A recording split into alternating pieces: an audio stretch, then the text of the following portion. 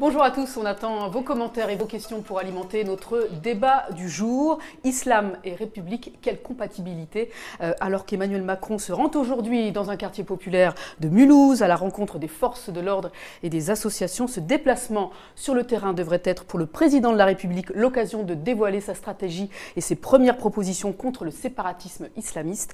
Emmanuel Macron peut-il apporter des solutions contre l'islamisme et le radicalisme? Un islam de France indépendant des influences étrangères est-il possible? On répondra à ces questions en présence de nos invités. Nous accueillons d'abord Céline Pina. Bonjour. Bonjour. Vous êtes essayiste et fondatrice du mouvement Vivre la République. Et en face de vous, nous avons le plaisir d'accueillir Sacha Houlié. Bonjour. Vous êtes avocat et député La République En Marche de la Vienne. On reviendra dans quelques secondes avec vous. Vous n'hésitez pas à participer à l'émission sur les réseaux sociaux du Figaro, le chat du Figaro, le Facebook évidemment. Et sur Twitter, on vous demande votre avis. Selon vous, Emmanuel Macron peut-il apporter des solutions pour contrer le séparatisme islamiste? Vous répondez dès maintenant, #Figaro Live, #décrypteur, et on reviendra sur votre participation et les résultats à cette question à la fin de l'émission. Avant de retrouver nos invités pour débattre, je vous propose de revenir quelques minutes sur la question d'un islam de France. Islam de France, l'impossible construction, c'est un sujet réalisé par Stéphane Folzer. À tout de suite. La France compte entre 5 et 8 millions de citoyens de confession musulmane. Depuis 2003, ils sont représentés auprès de l'État français par le CFCM, le Conseil français du culte musulman, une institution aujourd'hui contestée. On vous explique pourquoi l'islam de France est aujourd'hui en crise.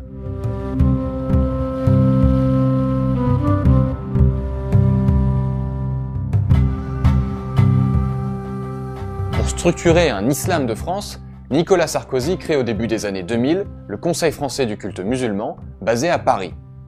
Cette institution veille à la construction des mosquées, à la gestion du marché du halal, mais aussi à la formation des imams, ainsi qu'à leur présence dans l'armée, les prisons ou les hôpitaux. Le contexte, c'était les attentats des années 90. Il y a eu aussi la montée d'une communauté importante en France. L'affaire du voile. L'État cherchait des interlocuteurs représentatifs de la religion musulmane en France. C'est ça la clé de l'histoire. C'est une création voulue par l'État français qui a poussé les différentes fédérations musulmanes qui existaient. Ces associations n'avaient pas l'habitude de travailler ensemble, ne voulaient pas forcément travailler ensemble. Premier problème, le CFCM ne serait plus représentatif de l'islam de France. Les dernières élections ont montré un taux de participation de 1015 exactement mosquées et lieux de culte en France sur les 2500 existants. Donc c'est quasiment 40% seulement du monde musulman qui a voté. Autre reproche fait au CFCM, son rapport avec les pays étrangers musulmans qui luttent entre eux pour dominer l'islam de France. Les fédérations nationales qui désignent la moitié du conseil d'administration du CFCM sont chacune très proches d'un pays musulman.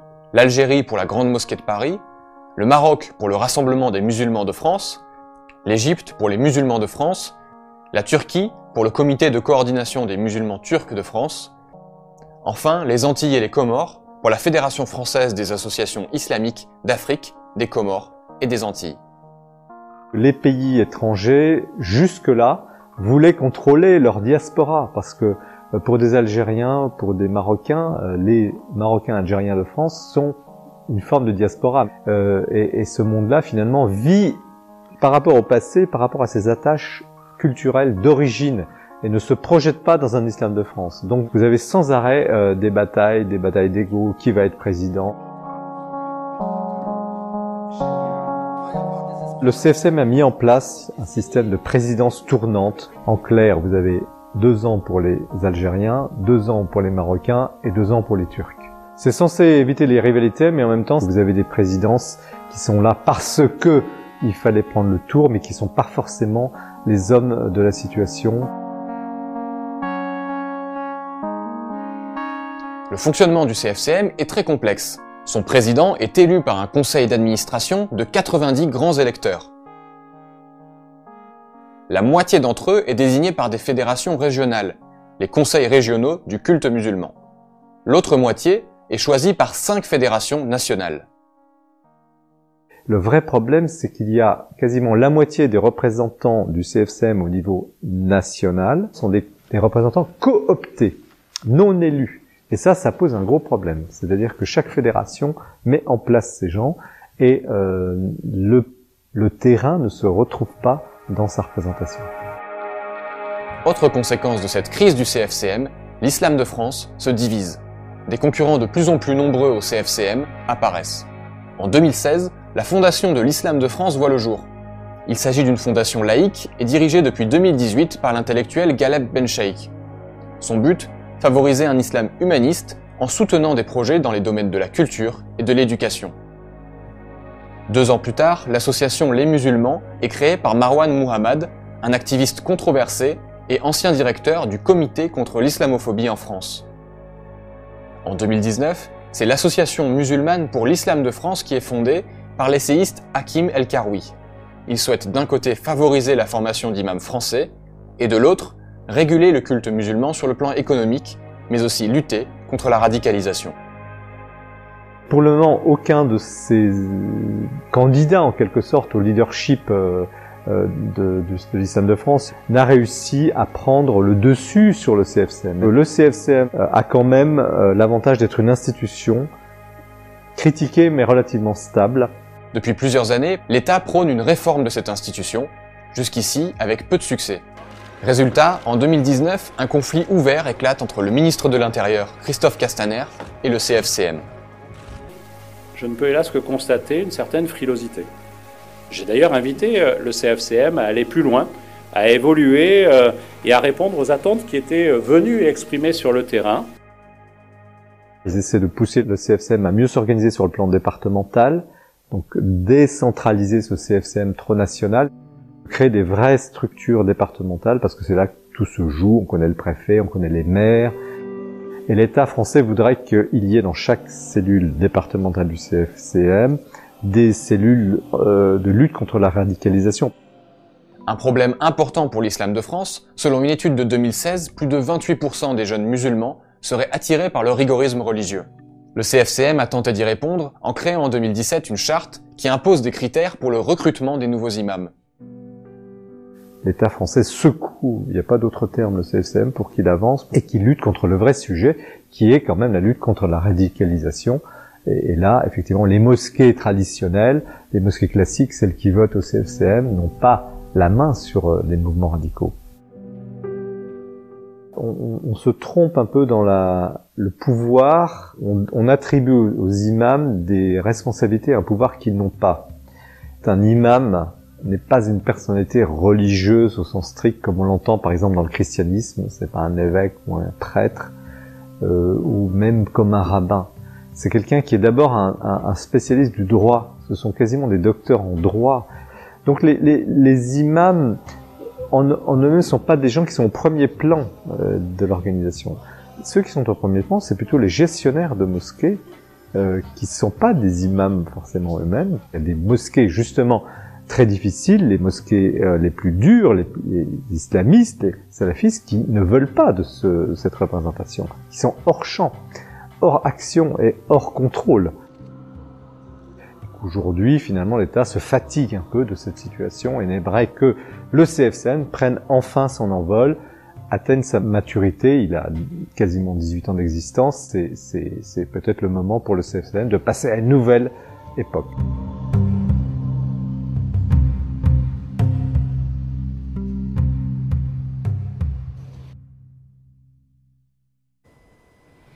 Sacha Houlié, Emmanuel Macron préfère désormais parler de séparatisme au lieu de communautarisme. Comment il faut interpréter ce changement sémantique ?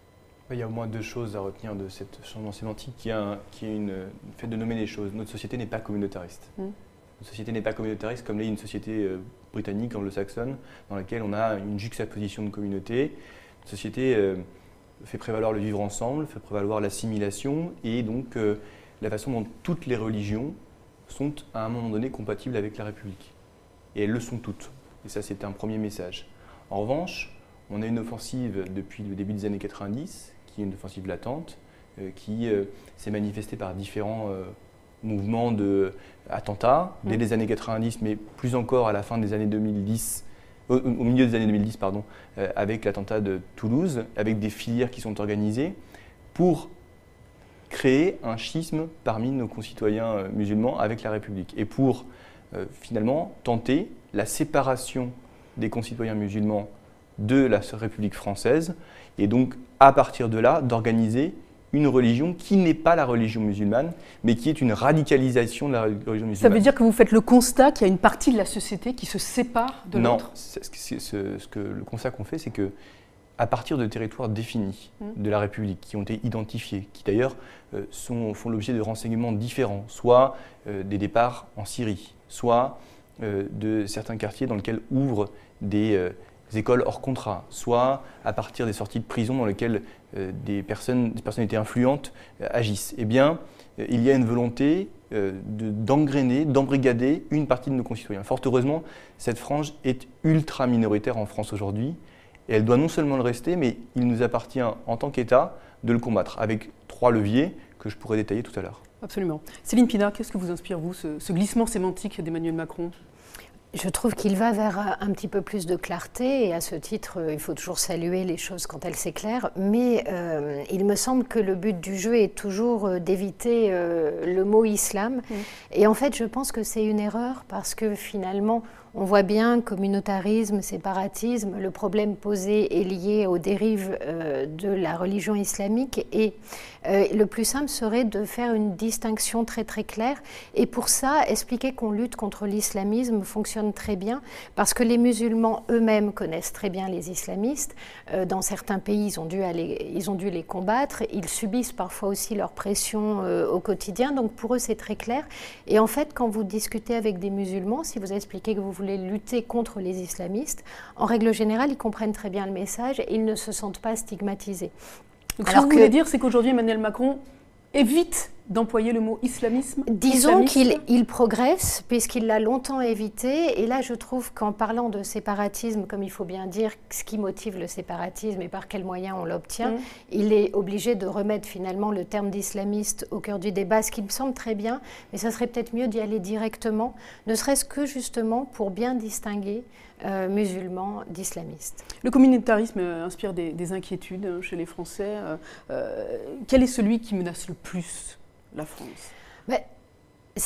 Alors le communautarisme, oui, c'est normal en fait. Nous ne connaissons que la communauté nationale et finalement nous fonctionnons en étant liés par la loi et par un certain nombre de principes et de valeurs communes. Et en fait, ce qui dérange profondément les Français, c'est quand des principes qui sont pour eux fondamentaux sont attaqués. Ça peut être l'égalité femmes-hommes, ça peut être un certain nombre de libertés publiques, comme on l'a vu il n'y a pas si longtemps avec l'affaire de Mila, la question de la liberté d'expression. Oui, c'est par exemple l'histoire de Mila a traumatisé beaucoup de Français parce qu'ils ont tous un ado à la maison, ils savent tous comment les ados parlent entre eux, c'est-à-dire que même ceux qui devant vous se tiennent parfaitement entre eux utilisent un langage de charretier.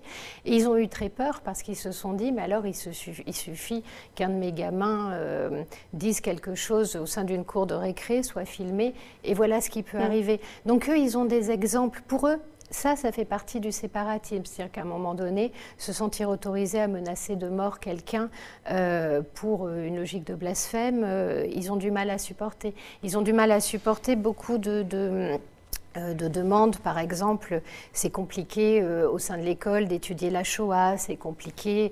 Même un texte comme La mort de Dieu de Nietzsche, par exemple, en philo, en terminale, peut être très compliqué à aborder suivant la classe que vous avez.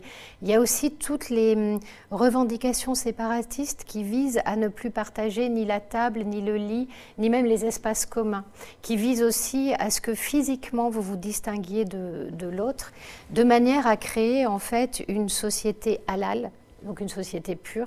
Et ce petit bout de société halal classe tous les autres comme les impurs, les musulmans y compris s'ils ne sont pas aussi radicaux. Sacha Houlié, le séparatisme, on va l'appeler comme ça, il est en augmentation en France? Non, je ne crois pas. Pour le coup, il faut faire une vraie distinction et il faut cesser la politique spectacle et de stigmatisation. C'est la raison pour laquelle les termes sont importants.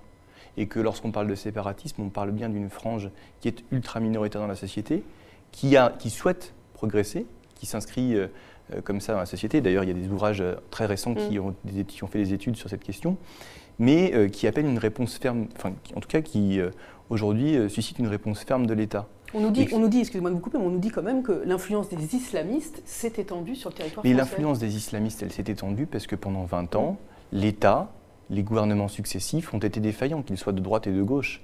Parce que c'est tout de même nous qui avons adopté des législations qui ont permis de vivre dans le droit commun avec la lutte contre la radicalisation islamique. C'est une loi sur la sécurité intérieure et la lutte contre le terrorisme qui permet de sortir de l'état d'urgence. C'est une loi qui permet non seulement de fermer les lieux de culte qui prêchent pour la radicalisation, c'est un texte qui permet aussi d'avoir des visites domiciliaires ou des mesures d'assignation à résidence. Et puis c'est un texte qui, dans le droit commun, avec des mesures sur l'urbanisme, permet de fermer des lieux de boisson, puisque aujourd'hui, la radicalisation, elle s'opère aussi en dehors de la religion, dans ce qui sont des épiceries, dans ce qui sont certains endroits qui ne sont pas des endroits où l'on pratique la religion musulmane. C'est pour ça qu'il y a une vraie différence à faire entre les musulmans de France, dont l'exercice du culte est tout à fait compatible avec les valeurs de la République, et avec ceux qui pratiquent la radicalisation. Donc vous dites qu'il y a eu un laisser-faire jusqu'à présent?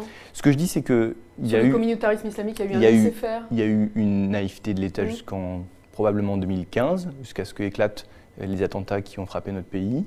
Ce que je dis, c'est que cette question est aujourd'hui prise à bras-le-corps, soit par les législations antiterroristes et par la lutte contre la radicalisation, soit par les renseignements qui, par de multiples canaux, sont remontés. Donc les renseignements dits généraux ou intérieurs, la façon dont à l'école on recherche les phénomènes qui sont anormaux avec les enfants qui sont soit déscolarisés, soit qui ont des pratiques religieuses extrêmes dès le plus jeune âge, et puis encore sur l'organisation du culte pour permettre à tous nos concitoyens qui exercent librement le culte musulman en France de le faire sereinement. Il y a eu un déni de nos gouvernements précédents et peut-être encore aujourd'hui une absence de prise de conscience suffisante. En fait, il y a eu un déni réel, et d'ailleurs tous les intervenants sur ces dossiers le disent et le reconnaissent. Donc, après, la question, c'est est-ce qu'on est en face d'une réelle prise de conscience qui se traduira par des actes, ou est-ce qu'on est en face finalement d'une séquence de communication dans laquelle on dit aux Français ce qui les rassure et ce qu'ils ont envie d'entendre, et qui ne va pas être forcément suivi d'actes. Donc que des paroles, en fait, crainte que ce soit que des paroles mais pas des faits? Oui, c'est le grand souci. C'est le grand souci. Et ensuite, il faudrait peut-être aussi une permanence dans la parole. C'est-à-dire que le fait les errements sémantiques montrent très souvent qu'on n'a pas de doctrine extrêmement établie. Le mais en même temps qui fait que derrière le mais, tout ce qui se passe derrière le mais casse tout ce qui était avant le mais. Donc on a quand même aujourd'hui besoin, finalement, s'il y a des paroles fortes qui sont dites, que ces paroles fortes ne changent pas avec le temps et qu'elles se traduisent en actes. Le problème, c'est qu'on a eu un exemple frappant avec l'histoire de Mila, où pour le coup on avait tout, c'est-à-dire des islamistes qui attaquaient une enfant. Et là on a vu quand même un gouvernement qui n'a pas été capable de faire front de manière unie. On a eu une ministre de la Justice qui dit avoir été maladroite, c'était pire que maladroite, c'était une faute réelle. Et donc on n'a pas confiance. C'est-à-dire que la parole aujourd'hui, on accorde peu de crédit à la parole présidentielle, mais elle peut toujours se recréditer si elle se traduit par des actes. Sacha Houlié, sur cette affaire Mila, effectivement, il y a une absence d'unanimité de la part du gouvernement. Il y a eu même, on peut le dire, un fiasco de la part de la ministre de la Justice. Juste, vous réagissez par rapport à ça. Comment vous l'expliquez? C'était l'occasion pour le gouvernement, justement, d'afficher une unité. Quand on est ministre de la Justice, que les faits ne sont pas qualifiés à ce stade et que l'on ne sait pas si le procureur de la République va retenir ou non l'incitation à la haine sur les réseaux sociaux, qui est un délit au même titre que les menaces de mort. Eh bien, on ne fait pas de hiérarchie entre les délits. Ensuite, quand les délits sont constitués, donc il n'y a pas eu de retenue l'incitation à la haine sur les réseaux sociaux, eh bien là, effectivement, il n'y a qu'un seul délit qui est constitué. Mais, je veux dire, quand on est ministre de la Justice, on n'est pas procureur, on n'est pas juge, et donc on condamne tous les délits qui sont commis dans l'espace public. Maintenant, l'affaire Mila, elle pose un problème, effectivement, de stigmatisation, de menaces de mort qui est absolument condamnable. Elle pose aussi un problème d'éducation globale des jeunes aux réseaux sociaux.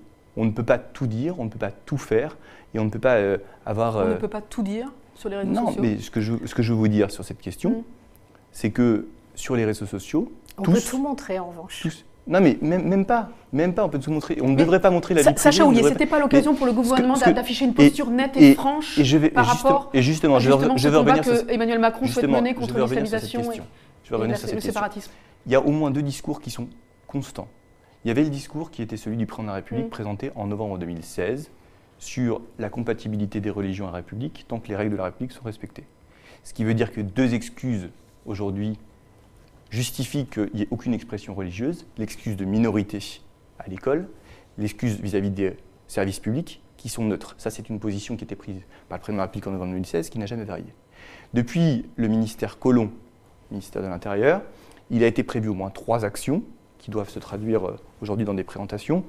1, pour rendre plus transparent le financement du culte. On y reviendra au financement du culte. 2, pour l'organiser.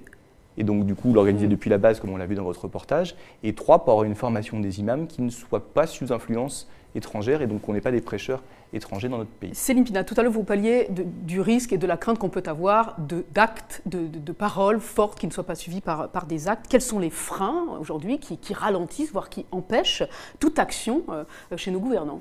Alors, déjà pour commencer, je vais rectifier quand même un point, puisqu'il ne faut pas... nous prendre tous pour des naïfs. Le problème de la parole de Madame Belloubet, c'était essentiellement le fait qu'elle ait pu dire à un moment donné l'insulte à la religion, c'est grave, c'est une atteinte à la liberté. Moi, je vous ai répondu ce que et donc, c'est là qu'elle a commis une faute. Après, le reste, on peut en discuter, mais là-dessus, la faute était énorme parce que c'était un contresens et quand on est professeur de droit public, on a du mal à penser que ce contresens a été totalement innocent. Il était d'autant plus énorme qu'en fait, elle reprenait une terminologie qui est une terminologie qui essaie d'installer les frères musulmans avec énormément d'habileté. Ils le font d'ailleurs en investissant des institutions et qui visent justement à transformer toute parole contre la religion en atteinte à la liberté de conscience, ce que ce ne peut être dans notre droit. Donc voilà, il y avait un vrai problème là-dessus et c'est là-dessus qu'il y a eu un vrai souci, c'est-à-dire qu'alors qu'on a eu les assassinats de Charlie, se tromper à ce point-là sur la liberté d'expression quand on est au gouvernement était quand même compliqué. Et ensuite, on a eu la parole présidentielle qui vient 3 semaines après, quasiment après la bataille, et qui est contredite immédiatement par une parole de son épouse qui va dire « oui, mais attention à la façon dont on dit les choses ».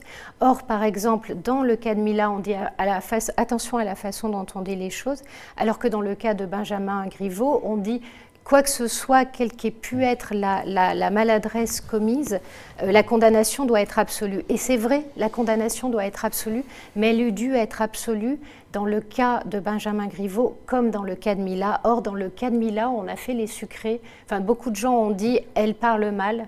Le problème quand même, c'est qu'aujourd'hui, on voit bien quand il s'agit de défendre un des membres du Sérail, peu importe ce qu'il a fait. Non, or, j'aurais aimé qu'il y ait la même unanimité pour Mila que pour Griveaux, parce que c'est ce qu'on a vu, monsieur. Ah, mais vous savez, monsieur, le mieux pour ne pas avoir ce type de discours, c'est d'être impeccable dans son attitude et dans son comportement. Quand on abandonne Mila et qu'on explique qui a abandonné Mila mais vous l'avez fait, le gouvernement l'a fait. Mais qu'est-ce que j'ai dit, madame, moi, qui a abandonné Mila? Monsieur, je vous parle du gouvernement. Vous appartenez... Ah bon, parce que vous... En fait, vous êtes de l'AREM uniquement. Vous êtes de l'AREM uniquement quand ça vous arrange. Vous êtes un professeur de droit public aux conceptions un peu délicates. Ce sont les éléments de langage du gouvernement que vous nous livrez, monsieur. Non, par contre, je veux bien vous répondre précisément sur la question. Et je vous critique. Laissez parler Sacha Houlié qui vous répond. Allez-y. Vous avez aujourd'hui un problème dans l'affaire Mila qui est un problème d'expression publique sur les réseaux sociaux, avec ensuite une réplique qui est hautement condamnable et qui est injustifiable dans la façon dont les menaces de mort ont été faites. En revanche, il y a au global, dans notre société, sous quelque forme que ce soit, de la part des pouvoirs publics comme de la part des jeunes dans notre pays, et je suis bien placé pour le savoir parce que je fais énormément de prévention dans les écoles sur ce qui est mis sur Instagram, mis sur Snapchat, mis sur les réseaux sociaux. Aujourd'hui, on a un usage totalement décontrôlé de la parole sur les réseaux sociaux qui nuit profondément à l'unité nationale. Et donc ça, je suis désolé, on doit pouvoir le dire. aujourd'hui? Je ne suis pas sûre que ce soit la parole sur les réseaux sociaux qui nuise à l'unité nationale. À mon avis, la première chose qui nuit à l'unité nationale, c'est déjà de ne pas comprendre quel est le rôle d'un certain nombre de personnes qui sont pourtant structurantes pour notre pays. Je vous donne un exemple. Quand vous discutez parfois avec certains enseignants, ils peuvent vous dire nous, on est l'État, on est neutre. En fait, l'État n'est jamais neutre. La légitimité d'intervention de l'État, elle est dans le fait que l'on porte des principes. Et d'ailleurs, l'État s'exerce dans un cadre qui est le cadre constitutionnel. On a un désaccord profond donc, sur ce sujet. par exemple, un intervenant de l'État ne peut pas être contre, si vous êtes fonctionnaire, vous ne pouvez pas refuser d'appliquer l'égalité entre les hommes et les femmes parce que vous êtes là pour la défendre et la porter. Ça n'est pas être neutre. On a un désaccord sur ce sujet et j'aimerais pouvoir en parler aussi. Mais c'est important parce que aujourd'hui, notre vie se déroule quand même dans un cadre. Ce n'est pas une auberge espagnole. Et quand on intervient, la légitimité de l'intervention de l'État, elle vient du fait qu'on a passé un accord entre nous, citoyens, et que cet accord nous définit, donne des principes et des idéaux. Et que ces idéaux, l'État et ceux qui lui appartiennent doivent les défendre et les incarner. Sacha Houlié, vous répondez en quelques minutes à Céline Pina et on passe à la deuxième partie. Vous êtes en train de renverser la charte de la preuve. La laïcité, c'est la garantie de vivre tous ensemble convenablement dans l'expression des différences, avec encore une fois 2 espaces préservés. Mais c'est pour ça qu'on a un désaccord aujourd'hui. Non, enfin, c'est historique que la laïcité ne soit pas que ça. Non, justement, parce que moi, ce que je vous dis sur ce sujet, c'est qu'elle doit garantir justement l'expression libre des cultes dans le respect des lois de la République. L'égalité homme-femme en fait partie, avec 2 endroits où l'expression religieuse ne peut pas s'exprimer, l'école, parce qu'il y a l'excuse d'une minorité du citoyen en formation qui n'a pas l'esprit critique pour être confronté, les services publics, parce qu'il y a une neutralité du service public. Mais vous, ce que vous affirmez, c'est que la laïcité est une religion d'État que l'État doit revendiquer. Et ça, pour le coup, j'ai un désaccord par rapport à cette opinion. La laïcité, par exemple, la laïcité, elle est dans notre Constitution. Donc, par exemple, notre Constitution nous dit nous sommes citoyens parce que nous sommes égaux au-delà de nos couleurs de peau, de notre sexe, etc. Ce qui veut bien dire que si vous vous retrouvez avec quelqu'un qui refuse d'assumer cette égalité-là, imaginons un instituteur qui s'avère être raciste envers les enfants, l'État va le sanctionner en disant vous ne pouvez pas, vous êtes l'État français, vous ne pouvez être raciste. C'est pareil sur l'égalité femmes-hommes. En théorie, il ne peut pas l'être. Sur la laïcité, il y a un minimum, il y a 2 aspects dans la laïcité, il y a aussi un aspect d'émancipation qui est très fort. Sur cet aspect d'émancipation, notre laïcité a toujours exigé de la discrétion. Elle a demandé de la discrétion au catholicisme, elle en a demandé au judaïsme.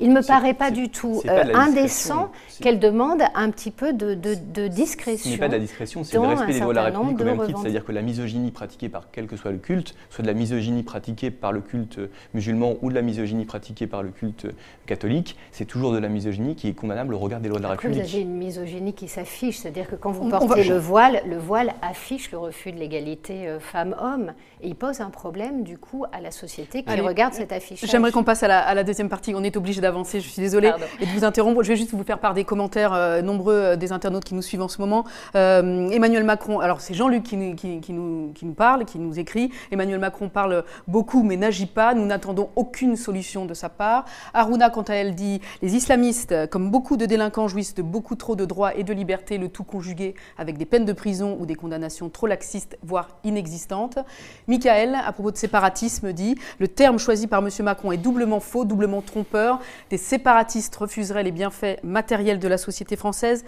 et ne voudraient pas étendre leur influence sur elle. C'est tout le contraire à quoi on assiste. » Christian Léon nous dit « Oui, Emmanuel Macron peut apporter une solution. Prof, quant à lui, nous dit « Tant qu'on parlera de compatibilité et non pas d'incompatibilité, on n'avancera pas vraiment. » Enfin, Bernadette, M. Macron fait de la communication aujourd'hui, on n'attend rien que des paroles, point de suspension, et on va finir avec un intervenant qui s'appelle « Avec respect, les imams viennent souvent de l'étranger et en cas de dérive, ils doivent être expulsés. » On passe à la deuxième partie de cette émission, j'aimerais qu'on revienne sur le projet d'islam de France et voir s'il peut être indépendant des influences étrangères. D'abord, on va le préciser, Sacha Houlié, dans le plan de lutte contre le communautarisme que doit présenter Emmanuel Macron, il devrait y avoir effectivement un volet consacré à la structuration de l'islam de France. Est-ce que c'est au gouvernement d'organiser l'islam, d'après vous ? C'est-à-dire que si, vous vous rendez bien compte que si rien n'est fait, ce sera au gouvernement qu'on le reprochera. Et donc sur cette question, il y a d'abord l'initiative qui est celle de 2003, de création du Conseil français du culte musulman, lequel a été créé depuis Paris pour organiser les territoires. On se rend bien compte aujourd'hui que la dynamique qui était celle séparatiste, les radicaux, les salafistes, les djihadistes, en tout cas toute la mouvance qui est celle radicale, des frères musulmans aux djihadistes, elle s'est constructurée depuis les territoires, dans certains quartiers de la République. Et donc, dans au moins 15 d'entre eux qui ont été plus particulièrement touchés, parce que c'est ceux qui ont pourvu de façon la plus importante les départs en Syrie. Et donc, c'est bien depuis le territoire qu'il faut pouvoir lutter contre ces séparatismes, soit avec des lois antiterroristes qui sont des lois spéciales, soit avec des lois qui sont celles de droit commun, enfermant et en luttant pied à pied dans chaque quartier, dans chaque endroit, avec les endroits qui sont ouverts pour la radicalisation, c'est souvent des débits de boissons, soit encore en enjoignant et en accompagnant la structuration de mouvements locaux qui ensuite donnent un mouvement représentatif au niveau national. Ça, c'est le premier pas. Et ensuite, ce mouvement national, il faut pouvoir en contrôler le financement, qu'il ne soit pas étranger, il faut pouvoir en contrôler la formation des prêcheurs, et donc ça c'est la question de la formation des imams, et il faut pouvoir l'accompagner. Et donc c'est aussi le rôle de l'État. Cet accompagnement du gouvernement et de l'État sur la pratique religieuse des musulmans, est-ce qu'il faut revoir la loi de 1905 ou... À ce stade, ce n'est pas nécessaire, et je crois que c'est d'ailleurs ce qui sera annoncé par le président de la République, que la loi de 1905 est le cadre qui a servi à la structuration de bien d'autres cultes dans notre pays, au financement d'églises qui sont antérieures à 1905, et donc je ne vois pas pourquoi nous aurions besoin de toucher à cette loi. Mais cette ambition du gouvernement d'accompagner, on va dire, l'islam de France, un islam de France, c'est pas un discours qu'on entend déjà depuis 25-30 ans et qui n'a jamais abouti? Pris isolément, ce discours n'est pas suffisant. Ce qu'il faut regarder, c'est les trois volets de ce discours-là. Nous, ce que nous refusons, c'est la politique spectacle. Pourquoi il n'y a pas de grande annonce, de grands discours comme on nous demande? Parce que le discours, il se fait pied à pied. D'abord, la sortie d'état d'urgence et les lois antiterrorisme et de lutte contre la radicalisation dans le quartier. Ensuite, la restructuration de tout le renseignement français à partir de toutes les cartes qui doivent être juxtaposées. Enfin, la structuration du culte du musulman, mais pied à pied parce que c'est la meilleure façon de s'adresser véritablement aux musulmans de France qui veulent librement exercer leur religion et qui sont les premières cibles aujourd'hui des radicaux qui veulent les toucher et qui veulent finalement parvenir au séparatisme qu'ils ont théorisé. Céline Pina, la lutte contre le communautarisme, ça doit forcément passer par une structuration de l'islam de France? Non. Je comprends le désir, noté, mais je crois qu'on ne peut pas inventer ses interlocuteurs, on ne peut pas changer la réalité. Aujourd'hui, l'islam est partagé par un certain nombre de courants. Il y a des affrontements en son sein qui sont extrêmement lourds. On n'a aucune légitimité, quand on est républicain, de déterminer quel doit être le contenu d'une religion, quel peut être le bon ou le mauvais islam, ce qui est possible ou pas de faire.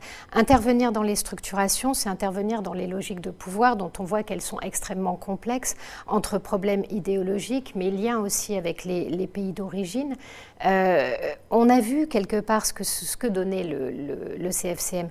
Il ne faut pas oublier qu'au moment de la création du CFCM, il avait été demandé, par exemple, en disant à certains maires d'agglomération, tenez, vous pourriez vous inspirer de ce modèle. Certains maires ont essayé de le faire. En fait, ça n'a pas donné grand-chose.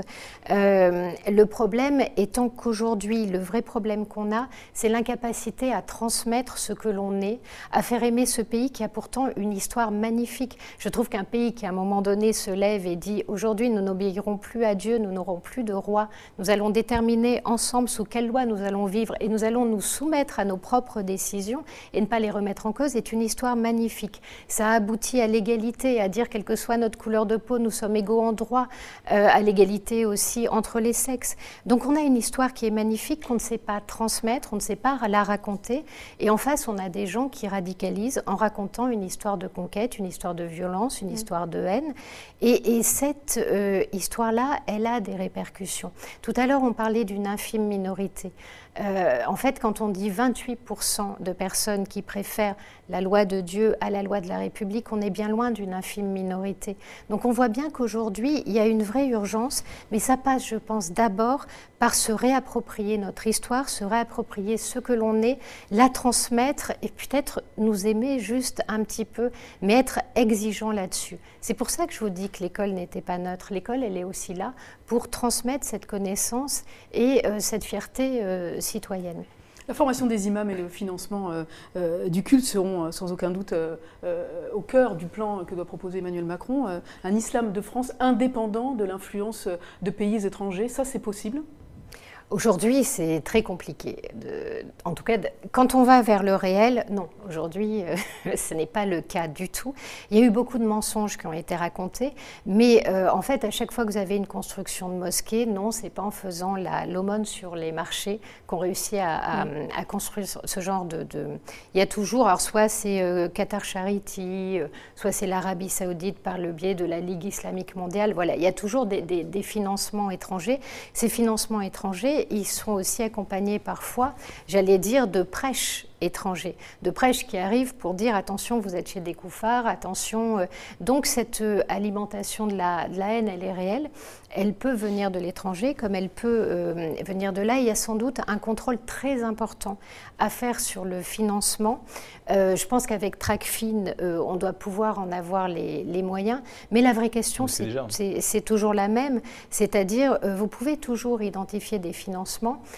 Quand est-ce que vous les coupez? Quand est-ce que vous les arrêtez? Là, on a quand même un exemple qui est la mosquée cathédrale qui vient justement, à Mulhouse. Voilà, dont on vient d'arrêter le subventionnement et dont on se rend compte que du coup les travaux sont arrêtés parce que cette légende de les fidèles payent leur mosquée n'est pas vraie. Quand vous laissez des gens intervenir sur votre propre territoire pour construire des éléments dans lesquels on sait très bien qu'il y a des cours qui sont donnés, qui est vraiment tout le travail de radicalisation commence à travers la mosquée, on a peut-être intérêt d'être très très dur sur ces questions. Sacha Houlié, c'est une des ambitions d'Emmanuel Macron, de réduire cette influence étrangère. Il va y parvenir comment? D'abord, le travail de radicalisation, il commence malheureusement plus dans les mosquées. Parce que sinon, on pourrait l'identifier très clairement sur des zones géographiques précises. Il commence sur les réseaux sociaux et sur Internet. Et c'est bien la difficulté aujourd'hui. Les chercheurs ne sont pas forcément d'accord. Mais en tout cas, les éléments aujourd'hui d'hameçonnage qui avaient été ceux des départs en Syrie sont plutôt sur des identifications par Internet. Après, moi, je pense qu'il y a une incohérence dans le discours que vous avez porté, parce que vous nous dites, d'une part, que ce n'est pas le rôle de l'État de structurer la religion musulmane dans notre pays, mais qu'en même temps, si l'on ne le fait pas, on expose nos concitoyens qui sont de religion musulmane à un risque qui est celui du discours séparatiste porté par la communauté la plus radicale, donc les djihadistes. Et donc, que ce serait... Moi, je trouve qu'il y a finalement, aujourd'hui, la voie qui est choisie, c'est d'organiser et donc pas de remplacer, pas de décider pour, pas de finalement construire quelque chose ex nihilo, mais de prendre ce qui est la réalité de ceux qui pratiquent le culte dans notre pays et qui le pratiquent dans le respect des lois de la République. Donc, en respectant l'égalité femmes-hommes, en respectant la neutralité de l'État, en respectant... j'aimerais bien. Mais dans toutes les religions, aujourd'hui, parce que vous avez cité 28% de gens qui estiment que leur religion est supérieure aux lois de la République, dans toutes les religions, il y a des gens qui pensent que leur spiritualité, 28%. Qui pensent que leur spiritualité est supérieure à toutes les lois, parce que la loi de Dieu, selon eux, quelle que soit la religion, est supérieure. Je le regrette, parce que je suis moi-même athée. Par contre, je ne le condamne pas. Sacha Houlié, j'aimerais quand même vous entendre. Parce qu'il y a une liberté d'opinion. Il n'y a aucun problème, mais quand je vous dis 28%, en fait, c'est un taux qui est juste énorme et monstrueux, et c'est 28% pour l'application de la charia en France. Donc on parle d'une seule religion. Là, vous faites une confusion. Et on est... Là, vous faites une confusion en disant, si on considère... Les 28%, en fait, vous aviez 31% qui étaient ambigu. Vous faites un amalgame. Et vous avez, en fait, c'est Hakim El-Karaoui lui-même qui le dit dans son rapport et qui dit, voilà, ces personnes-là sont radicalisées. Après, elles ne passent pas forcément à l'action violente. Attention, je ne dis pas qu'il y a 28% de personnes qui pourraient passer à l'action violente, ça n'est pas le cas. Il n'y a pas 28% des musulmans de pays qui sont radicalisés. Vous avez eu, par exemple, l'étude de Anne Muxel qui porte sur des lycéens et qui montre une différence énorme entre les lycéens musulmans et les lycéens se réclamant d'autres confessions, forcément on n'a pas testé les athées, entre ceux qui pratiquent leur religion de façon extrémiste et les autres. Et la différence de pourcentage est énorme. Donc il se passe bien quelque chose. Et tant mieux, parce que ça veut dire que les gens ne sont pas naturellement portés au fanatisme. S'ils deviennent fanatiques, c'est qu'on les travaille, c'est qu'il y a un travail politique qui est réalisé. La seule chose que je vous dis, c'est que vous voulez lutter contre l'islamisme. Arrêtez de valoriser les islamistes, donc en leur cassant les pattes, à la fin, leur influence diminuera. Et deuxièmement, en étant exigeant et en disant, attention, l'intégration, l'assimilation, ce n'est pas une proposition, c'est où vous rentrez dans ce moule-là, où vous serez marginalisé dans la société, parce que c'est très compliqué de cracher sur une société et de trouver sa place. Ce que vous reprenez à votre compte, c'est les unités de déradicalisation qui ont montré leur inanité et leur dysfonctionnement. Non, c'est même pas ça. C'est que simplement on arrive à la fin de l'émission. Qui refuse de serrer la main, qui humilie toutes les femmes, qui se fait licencier, par exemple à la RATP, et qui est réintégrée sous la pression des juges, ça vous tue complètement. Céline Pina, on arrive à la fin de cette émission. On conclut cette émission juste. Qu'est-ce qui se passera si la politique d'Emmanuel Macron échoue? On arrivera où? Malheureusement, il est en train de faire monter Marine Le Pen et à un moment donné, on arrivera au moment où le plafond de verre explosera parce que la peur que les gens ont de la dérive islamiste et parce qu'on a un pays qui a été maltraité, qui a plus de 260 des siens qui sont morts, fait qu'on arrivera à porter au pouvoir quelqu'un dont je souhaiterais qu'elle n'y arrive pas. On va regarder tout de suite votre participation à la question qui vous était posée sur Twitter. Selon vous, Emmanuel Macron peut-il apporter des solutions pour contrer le séparatisme islamiste? Et vous êtes donc 76,4% à répondre que non, que vous pensez qu'il ne peut pas apporter de solution au séparatisme islamiste tel qu'il le nomme. Merci à tous de nous avoir suivis en direct pour ce décrypteur consacré au plan de Emmanuel Macron contre le communautarisme et en particulier le séparatisme islamiste tel qu'il le nomme. Merci. Sacha Houlié d'avoir apporté vos éclairages et votre point de vue. Merci Céline Pina pour vos commentaires sur le débat. À très vite sur Figaro Live.